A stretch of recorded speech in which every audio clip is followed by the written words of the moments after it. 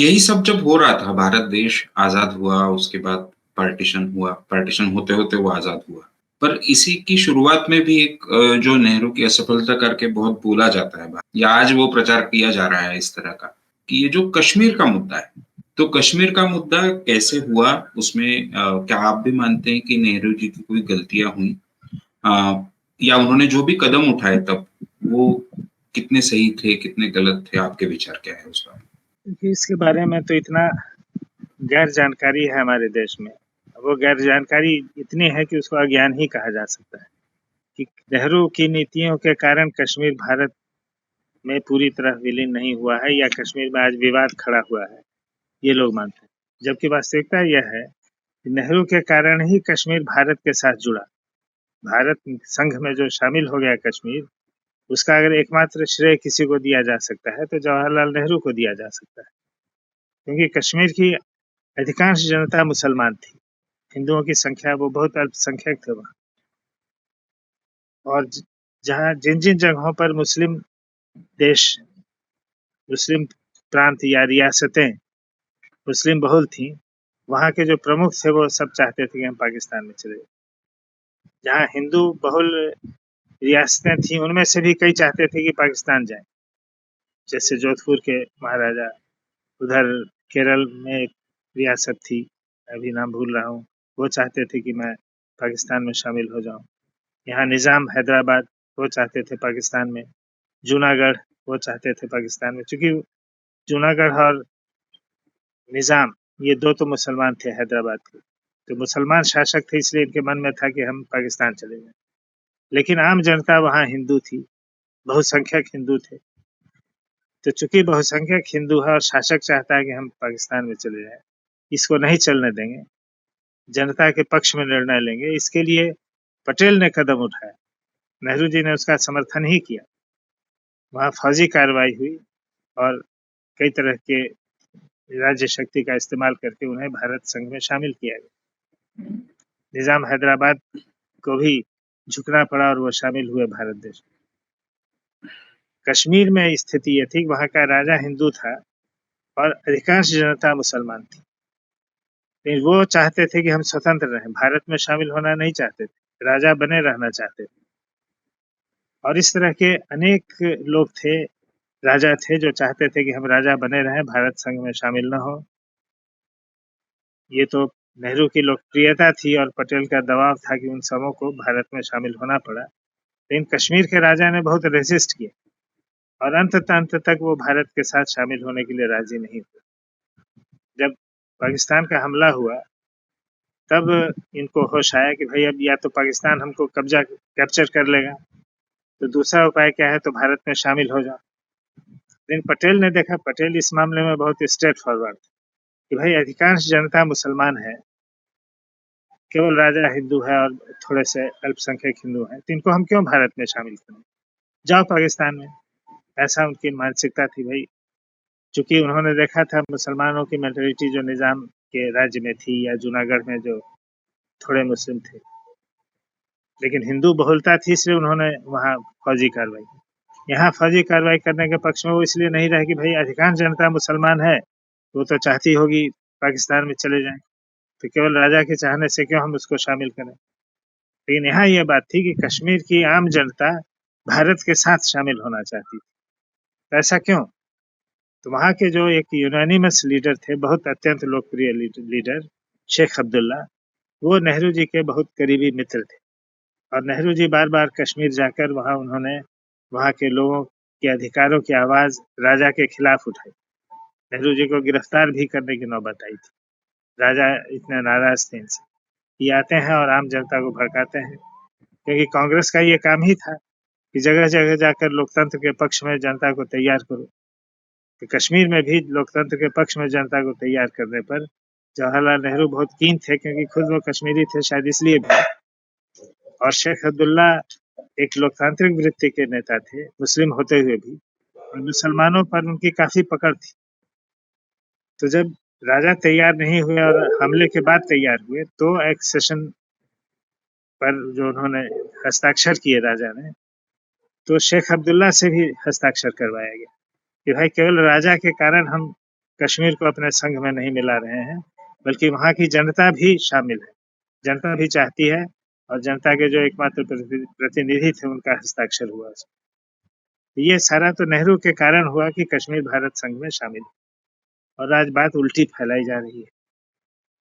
अब ये कहा जाता है कि नेहरू, अगर परसों चौथे दिन हमने कहीं सुना कि आज के जो गृह मंत्री हैं, जिनको पता नहीं इन्होंने इतिहास पढ़ा है या नहीं, उन्होंने कहा कि अगर 2 दिन और नेहरू धीरज रखते या 2 दिन और नेहरू युद्ध नहीं रोकते तो कश्मीर भारत का अंग हो गया था पूरा। पीओके जो आज है, पाकिस्तान ऑक्युपाइड कश्मीर, वो भारत उसको जीत लिया होता, केवल 2 दिन की बात थी।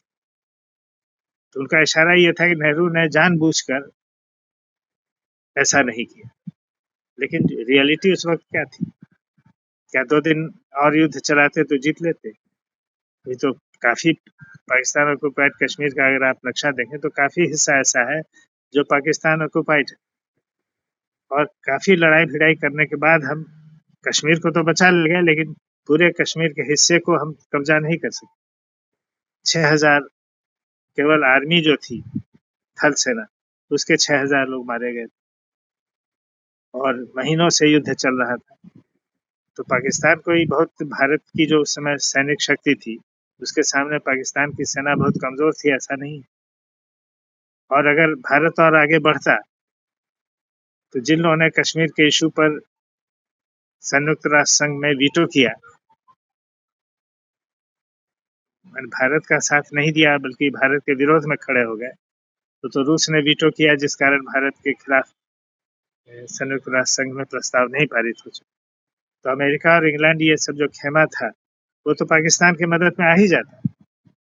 जब देखता है कि भारत लगातार आगे बढ़ रहा है, तो वो लोग पहुंच ही जाते हैं और भारत की सेना को रुकना पड़ता।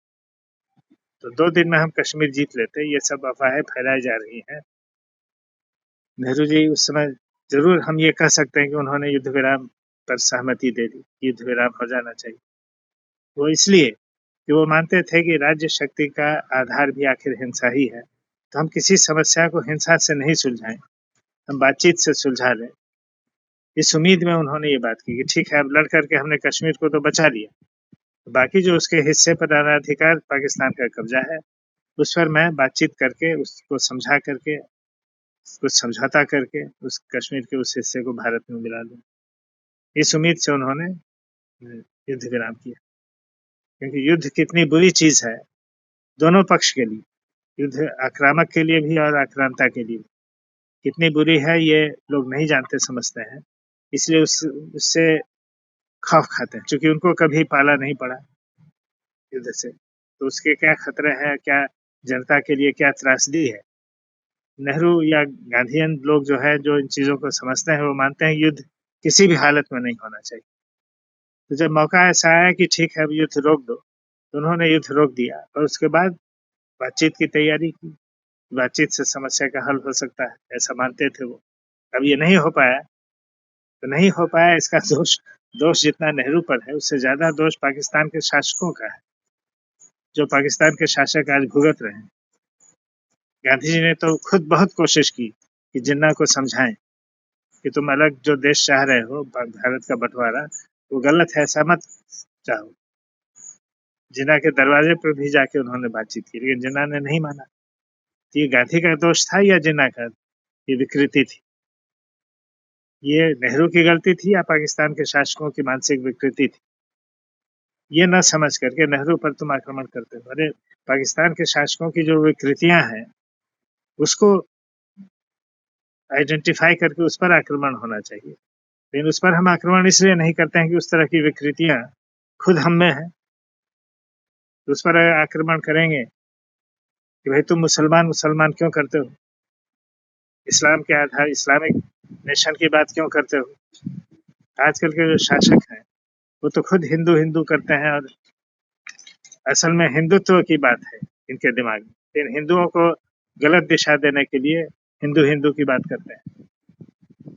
हिंदू धर्म के जो मूल्य हैं उनमें इनका विश्वास नहीं है, इनके हिंदुत्व का विश्वास तो कुछ और ही है। तो चूंकि हम पाकिस्तान से की वार्ता में सफल नहीं हुए, इसका दोष नेहरू को देना ये बिल्कुल गलत समझ है। बल्कि समझिए कि भारत एक तरह से युद्ध के चक्र में नहीं फंसा और खासकर पड़ोसी के साथ वो की उम्मीद थी, ये हमारा पड़ोसी है, कल तो हमारे देश में ही लोग शामिल थे। इसको हम आप नहीं समझ सकते हैं आज कि पाकिस्तान को कितना अपना माना जाता, क्योंकि वो तो सब हमारे देश में ही हम लोग एक ही थे।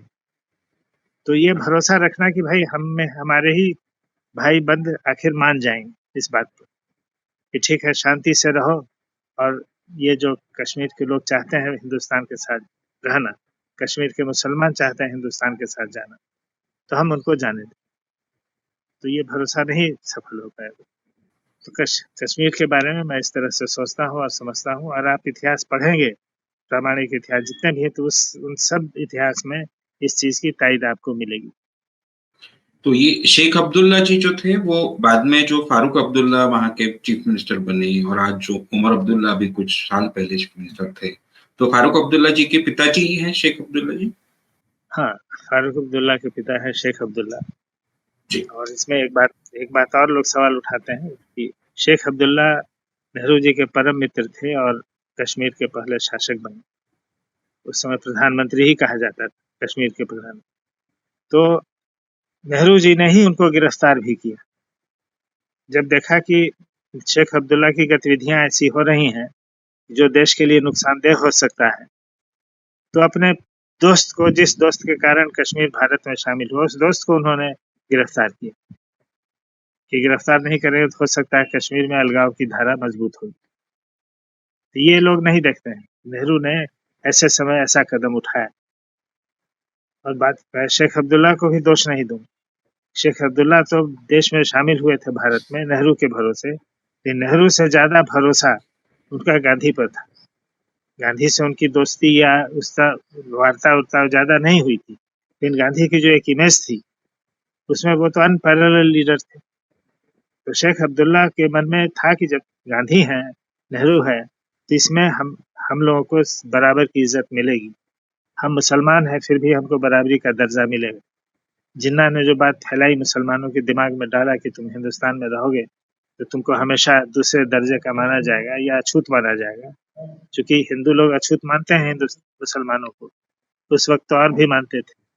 तो ये सब बातें जो फैली थी, तो कश्मीर के मुसलमान भी इन बातों को सुनते जानते थे, लेकिन फिर भी शेख अब्दुल्ला के मन में ये था कि नहीं, नेहरू गांधी है तो हमको बराबरी का दर्जा मिलेगा, समाज में भी और सरकार में भी। लेकिन जब गांधी की हत्या हो गई तो ये बहुत बड़ा धक्का लगा शेख को। ये तो एक विश्वास का एक आधार स्तंभ ही गिर गया।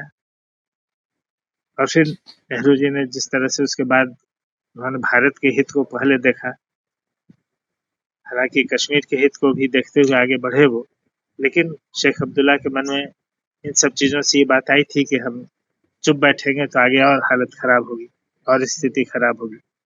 तो अपने पोजीशन को वो मजबूत करने लगे। तो नेहरू ने जब ये देखा तो उनको गिरफ्तार कर लिया। 10-12 साल वो जेल में रहे, ये हम सब लोग जानते हैं।